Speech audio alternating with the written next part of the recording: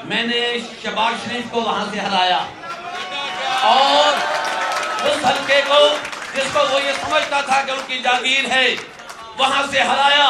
और आपको इस बात की खुशी होनी चाहिए कि कायद जो मुर्शिद है उन्होंने मुझे टिकट क्यों दिया, एक वर्कर को दिया, साबित कर दिया है लीडर ने नहीं हराया, उन चोरे आजमों को अफजाल अजीम पार्ट ने हराया क्योंकि मुर्शिद का वर्कर है। मेरा रिजल्ट ये है, सबसे पहले रात को मेरा रिजल्ट आना शुरू हुआ जब मैं जीत रहा था, जिन पोलिंग से जीत रहा था इन्होंने उन पोलिंगों पे फौज भेजी, रेंजर्स भेजी, पुलिस की भारी नफरी भेजी और मेरे रिजल्ट को वहां से रोककर इन्होंने अपना रिजल्ट शुरू कर दिया।